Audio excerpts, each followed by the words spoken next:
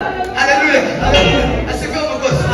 Ahimidiwe Bwana mabwana. Yesu mbazuke yamasukana na paradiso. Azukana na bera bose. Bibya bibindi sikurako. Yarabageze. Yesu yamasukana bose. Injira muri paradiso. Yesu Kristo yari shumwenda ndakikidufasha. Ndakifasha abantu. Tumwana kuturi muno. Abera bari muno. Ukuti tumusanga wawe kuzamuka. Nuko ataraseruka. Nataseruka. Yosenda mkiye. Sema amen. Vuga amen. Subira amen. Kwa kunenda ya wishu. Ametulipia.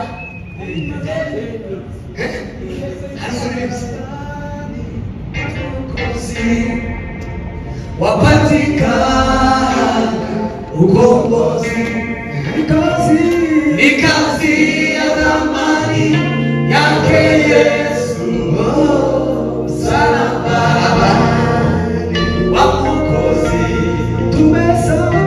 Tumesamewa dhambi, hatuna deni. Amelipa yote Bwana, hatuna deni. Ni kazi ya thamani yake Yesu. Salama Mwokozi.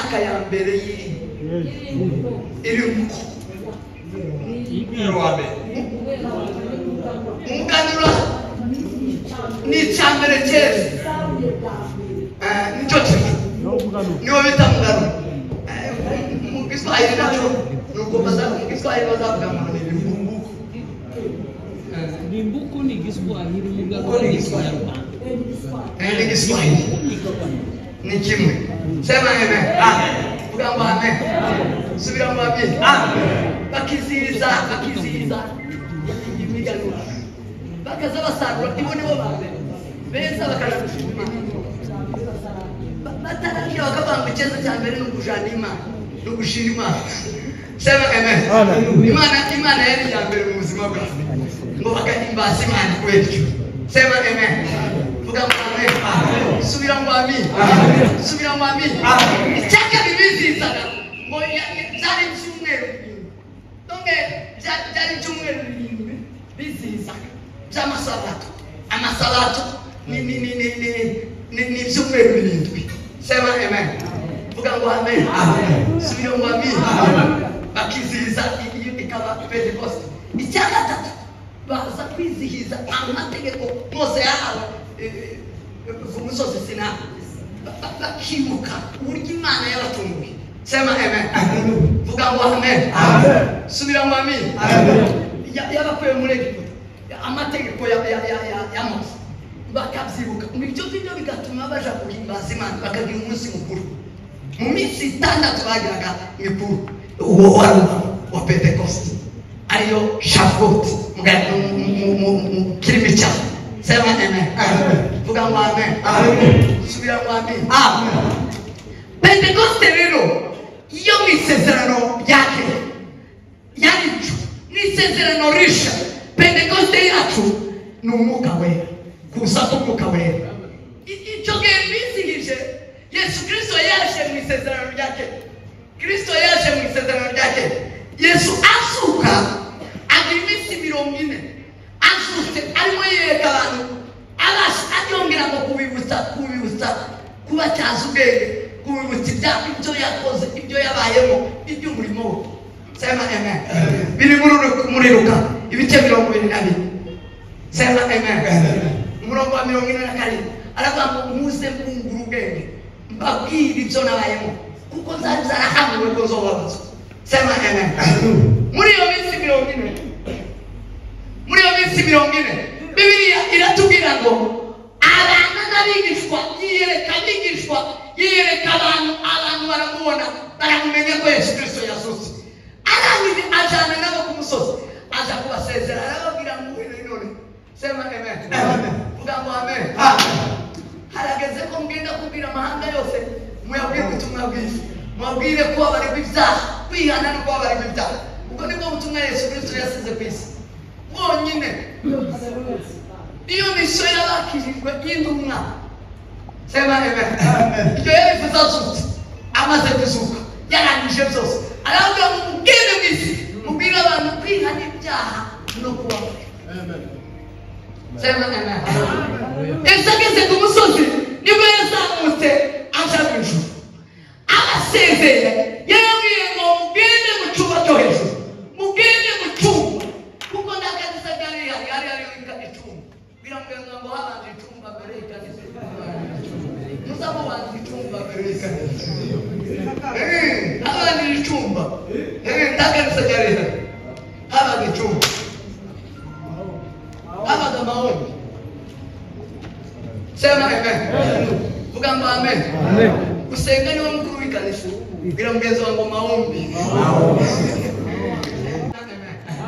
vuga ngo amen subira ngo amen Yesu Kristo yasezerera ngo muje mu cyumba cyo hejuru muje kurindirira y'umwuka wera muje kurindirira izasezeranijwe Imana yasezeranije abantu haramagambo abiri nshaka kuvuga sema amen ndetse sibayo kumuranyirwa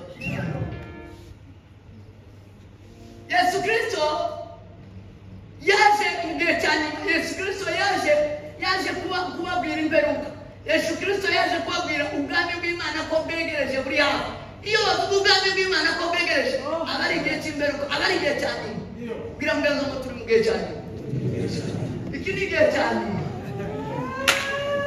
birashoboka ko tutosa birashoboka ko tutopfa biramubwira ngo birashoboka ko tutopfa Yesu ataragaruka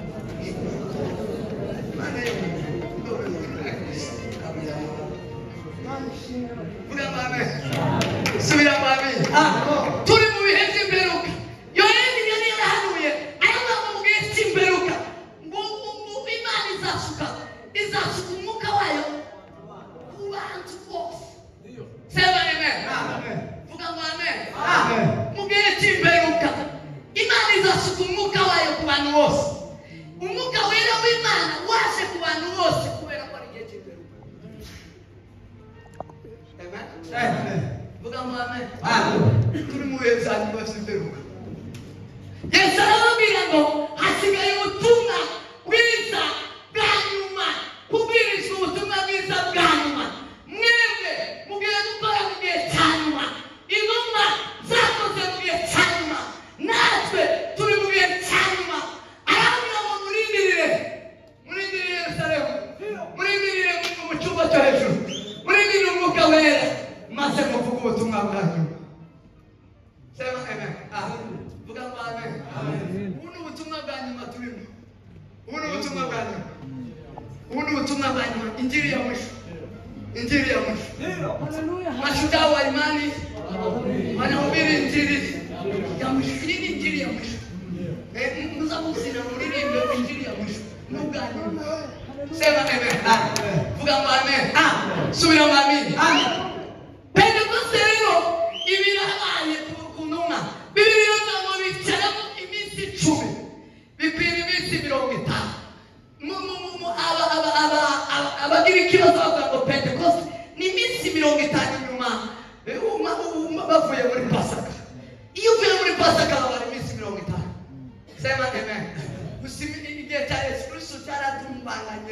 barabijumanganya ubundi Pasaka ni kwa mbere Pentecoste iziba ngo kwa gatatu ariko byarahindutse ukuntu ariko ndatabitwarije sema amen vuga ngo amen subira ngo amen kigisi cyo bitwaye no kumenya amakuru vuga ngo amen amakuru hari na itigeze niki Pentecoste yabayeho kugira ngo tubashe kubwiriza ubutumwa bwa nyuma amen vuga ngo amen subira ngo amen Imana isuku umwuka wera wabari musuye muri cyo cyumba bose bakiri umwuka wera niho twasomye sema amen vuga ngo amen niho twasomye mu byakozwe n'intumwa ngo bari hamwe bose bari hamwe bari mu mwuka umwe bari bafite amakuru amwe y'ubwami bw'Imana bari musuye ubwami bw'Imana bari musuye amakuru ya Yesu abantu badafite ubwami bw'Imana tibobuze umwuka wera haleluya ndibiba bari hamwe bahuje umutima sema amen sema amen bari hamwe bahuje umutima natangaye Pentecoste yaje kugira ngo ikureho igihe cyangwa be itangiriro ibice 11 umurongo wa mbere kugeza ku 9 n'igihe cyangwa be igihe cyangwa be abantu bari bafite ururimi rumwe abantu bari hamwe abantu bari bahuje inama ariko mu kintu kitari cyo badafite inkuru nziza z'umunezero badafite inzuga bafite kugenda ngo bagere ku Mana wanyuma Imana ibonye umugambi bafite ikintu yabagwanirishije ikombora yabateye Imana ndiyabica naratangaye n'Imana Imana ndiyabica Imana mbona umugambi mubi ndiyabica ngo ikora gusa muri serufu umwaka amavuga igikuyu umwaka amavuga igishima ngo indimi zamaze ziba nyinshi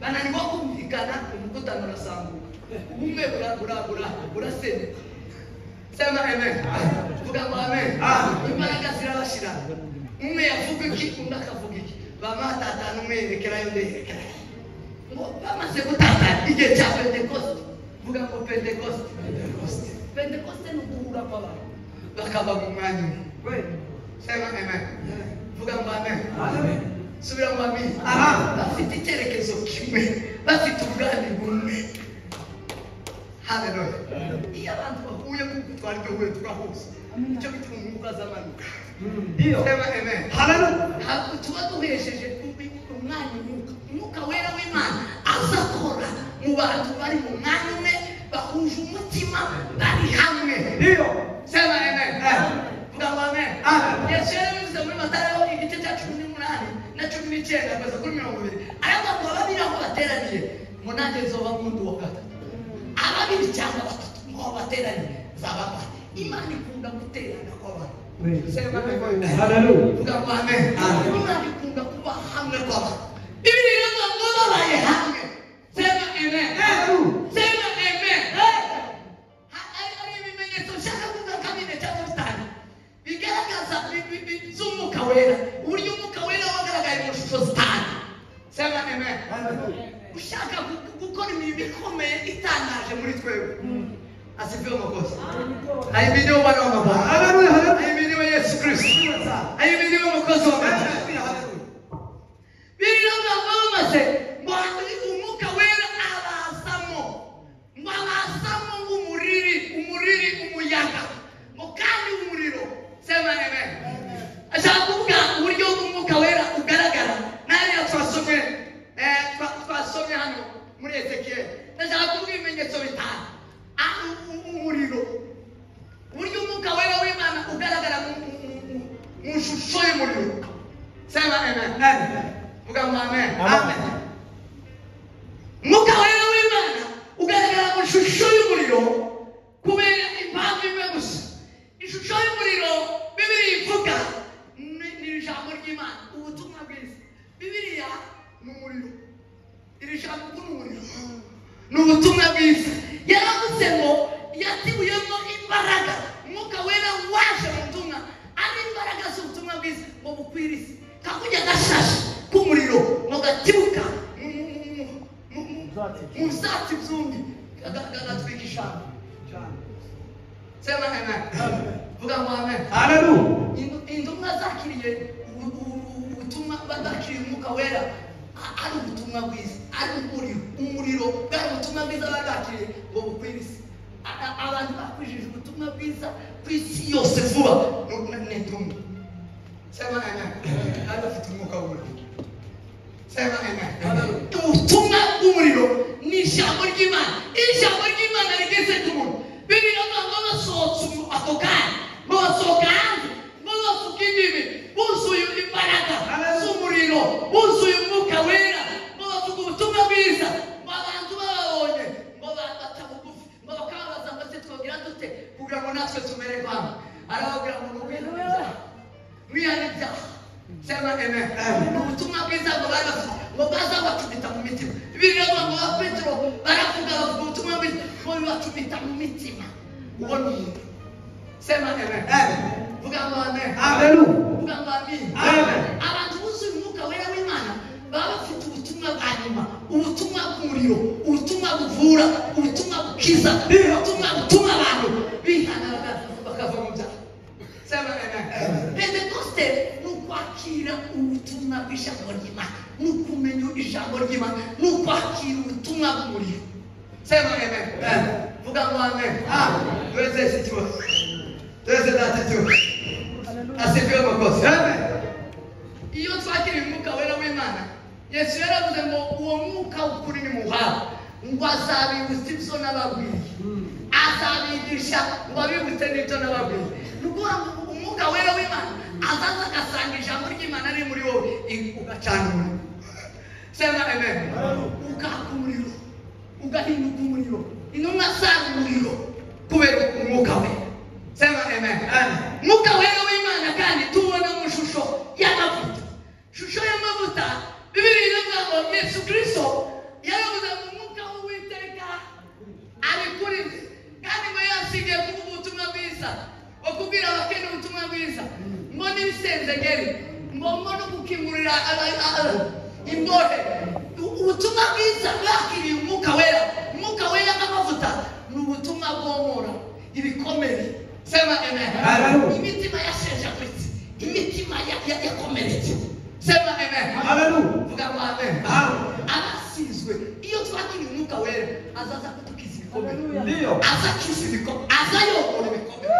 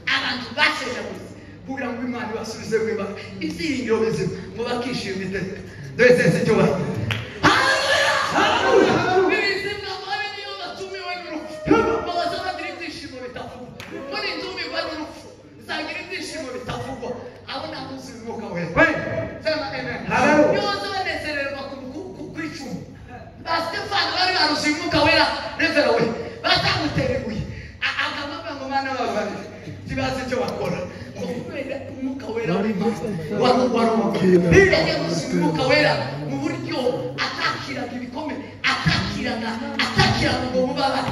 Sema amen. Iyo tuzuye umwuka wera ngo bubabare tuzabugera mu bugingo ayibowe doze siwe.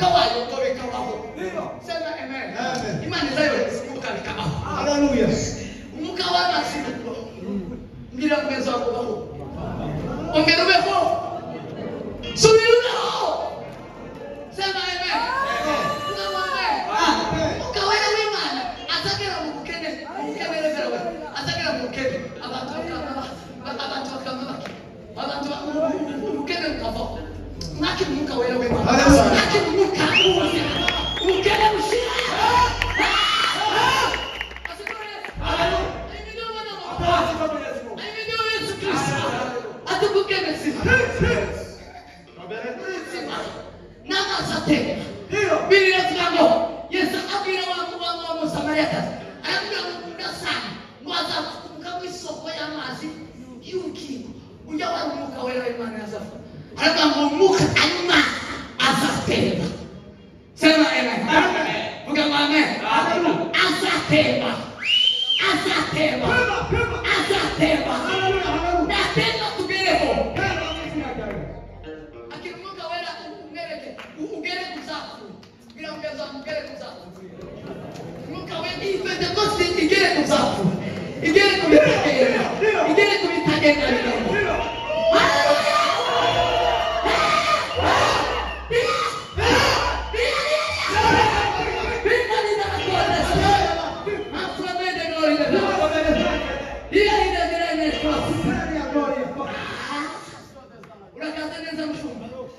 Joshua unakazeneza.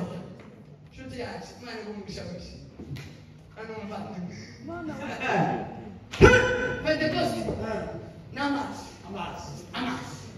Amas atabu. Ndio. Amas asubiza. Yomoro. Iso. Shanga. Abakiri mukawera bikaza kukambira. Ane. Bakitani.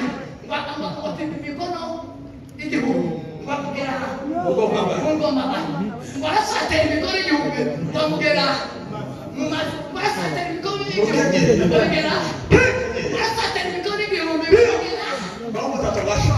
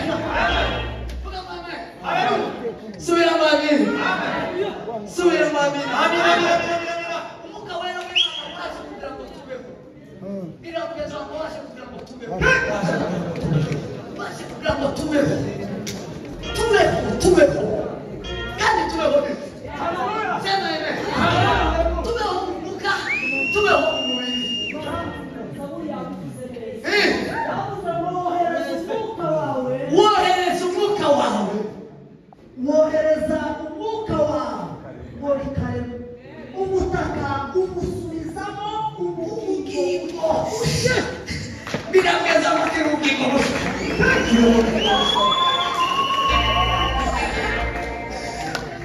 Pentecoste n'ubugingo bushya. N'ubugingo bw'Umwuka wera w'Imana uje. Ugiye gukuraho ibyashaje, iby'abasokuruza, ibyakera. Ibyakera. Sema amen. Hallelujah. Sema amen. Hallelujah. Subira amina. Hallelujah. Subira amina. Hallelujah. Subira amina. Hallelujah. Pentecoste nukubaho. Pentecoste nukubaho. Nukubaho kwitoro. Ndio.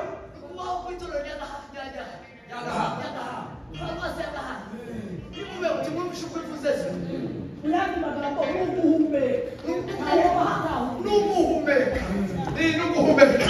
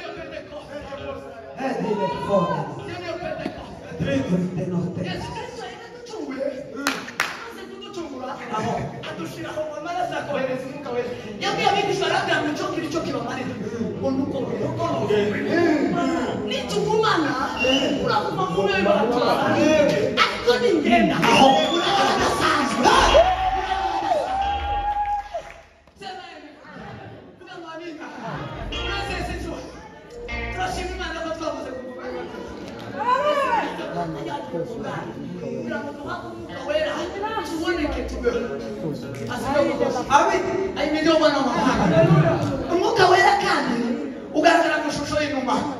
Inuma sema amen. Vuga amen. Yabonetse Yesu Kristo amaze kubatizwa. Yesu Kristo muhaza ishusho amanuka umwuka wera umeze nk'ishusho y'inuma. Ntabwo ari rya numa yari ishusho wari umwuka ariko ufite ishusho y'inuma. Ababibonye bazaba musa neza. Uriya mwuka usa n'inuma ni amahoro. Ni amahoro. Abantu bakiriye Yesu Kristo nk'umwami w'ubwiza bagifite amahoro. Ni amahoro. Ni amahoro. Kiza kigaragaza abanyamwuka. Ni abanyetuzi. Ni abanyamahoro. Tubazagira icyo bapfa n'abantu. Tubagira icyo bapfa n'ibintu. Ni abantu b'amahoro. Shalom, shalom. Shalom, shalom. Shalom, shalom. Ubuzima bwabo ni shalom. Ni shalom. Bazaba biganiza bagatanga amahoro. Ntabwo bagenda bagira utugugu. Oya. Two gucamo ikanisa. Ntabwo munyamuguzi ucamo ikanisa. Kigira.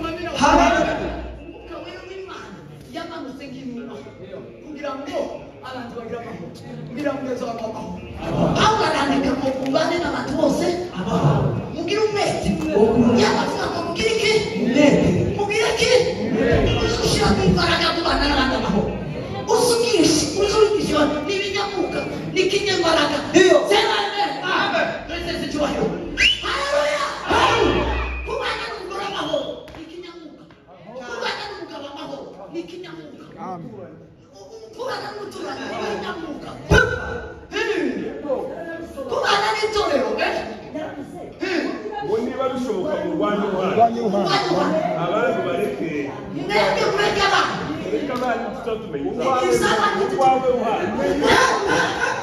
Abanyamuka. Mubane uruhande. Mubane n'abantu bose. Amahoro. Hari ibintu bituma bakubwira ngo mwebwe mwishi cyane. Mugitondo na nimugoroba. Number 1 ni ukubana n'abantu amahoro. Sema amen. Amen. Number 2 ni ukwezi. Kwezi.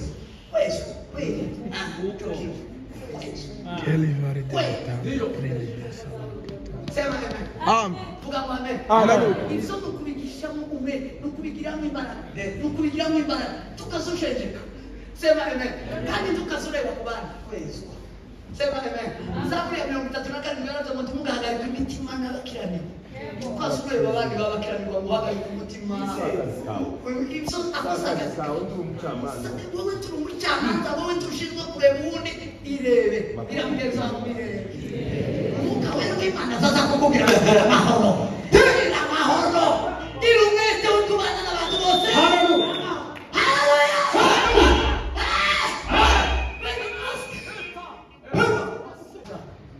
Sema amen. Umwuka w'Imana iri kwerekeje. Tuzuhinduke. Inuma nzamubona y'ibyo. Iyo yirutse. Iyi ishingutse. Ibishingura yashingura nuko. Kundi bindi. Ingumwambi. Iyo abantu buzuye umwuka wera w'Imana baza bareba Yesu Kristo tubaza barimbuka. Abanyamuka bazorimbuka. Tawakiri umwuka wera w'Imana ukuri. Usubira. Wewe. Tawe. Sema amen. Amen. Subira amen. Umwuka wera w'Imana azaza kamuzi. Ngo Yesu Kristo muramukuru tumujana he? Umukuru tumujana he? Uta. Pao ayo wari sawa. Ngwawo abonanye na iyo mishejejwe. Bibiri iravuga umwuka wera mujana he? Amujana muri iyo wakiriye umwuka wera w'Imana aza kujyana. Biramugeza ngo jana n'umwuka wera. Jana n'umwuka wera. Jana n'umwuka wera. Iyo jana n'umwuka wera. Kujana n'umwuka wera bigira ibintu bibiri. Number 1 umwuka wera uza kujyana kugira ngo ubashe kuguhesha umurimo. Uje kuguhesha umuhamagaro. Ukubwire ngo wowe uri umwisi. Wowe uri umujyana. Wowe uri umwitorero. Wowe uri muri generation yawe. Sema amen. Vuga ngo amen. Subira ngo amen. Subira ngo amen. Cyakabiri umwuka wera azatujana wagutsindira ibigeragezo byose n'ibibazo byose. Ugaruke gusuzuke ndawusuza. Kurya abajana n'umwuka wera w'Imana. Sema amen. Yesu Kristo ajana n'umwuka wera w'Imana mutana. Yari yagiye kumuhesha umurimo wose. Akubitweka. Icyakabiri yari muhaye gutsinda. Ico bituma yagarutse bahure na Satani. Yaragutsinze cyangwa ndi yamutsinze? Yakwiriye yanesheje intambara. Paulo avuye muri Arabiya yazanye misiyo yose y'ubuzima. Mark yarafite Mark yose. Yarafite fishe yose. Ifishe muri bwo. Ifishe. Niko namwana ifishe. Yarafite fishe yose. Kwiyongeza ngo jana n'umwuka wera guheza fishe. Agwifishe. Uri mugendo unamubaza fishe. Akuzura umwuka wera guheza fishe. Senga guheza.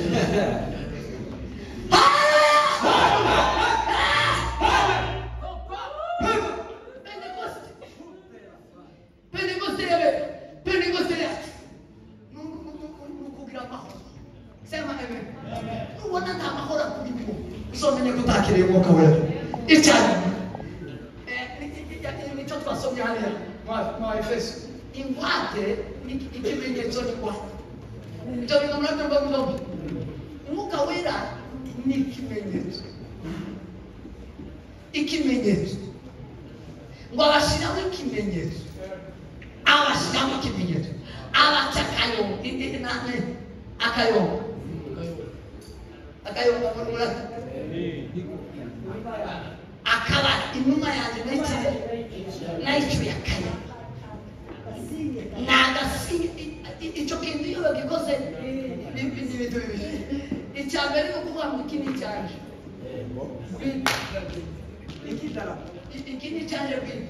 Iyo dukoye uzuza kuba umugore wanjye bwite. Hari umugabo umwe wacu watoye ikarita y'umugore wiwe. Aramanuka abagiye i Burundi. Bashike kuri ajya kuri boda uje i Burundi. Ese bazahitamo. Wambuka i Burundi. Mukabimbe. Wabahaye ikarita. Baravuga iyi karita ni iya Madagascar. Sinanire Madagascar. None se witwa Madagascar. Ubona umugore wanjye bwite.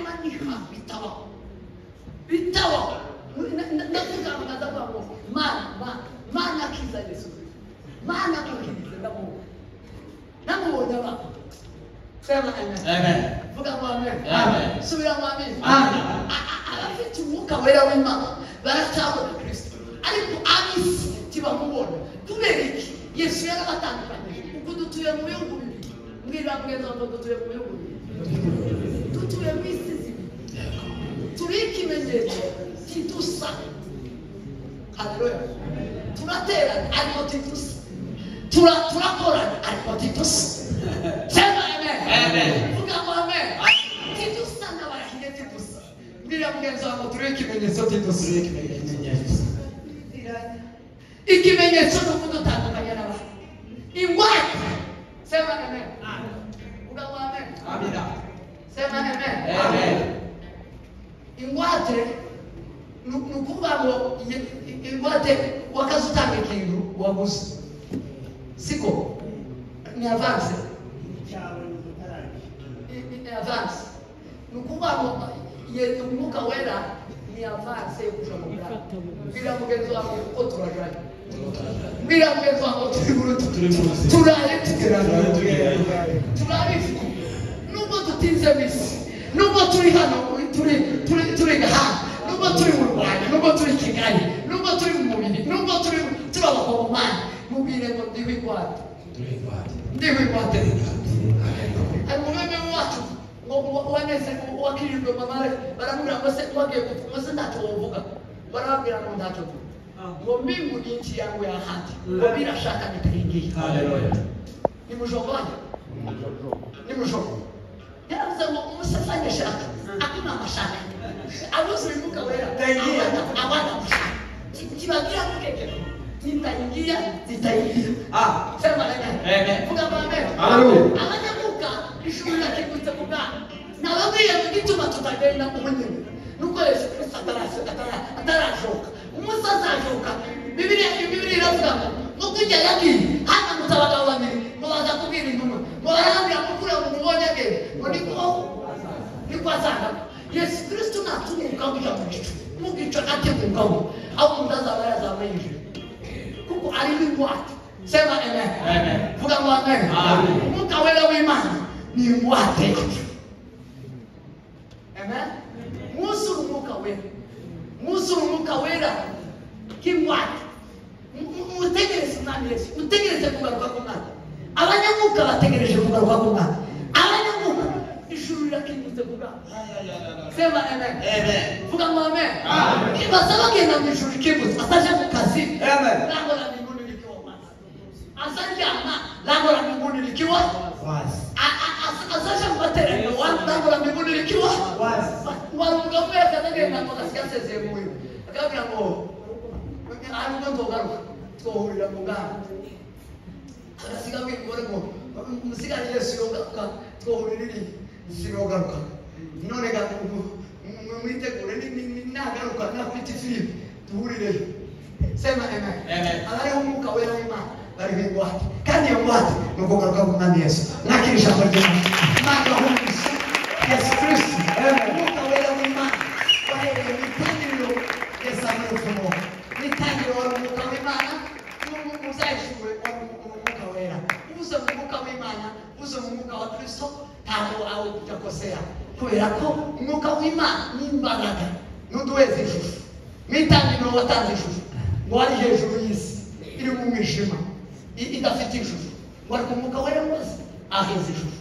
Iyo twakira umwuka wera, tuzatukira ishusho zacu. Nakira ijambo ry'Imana.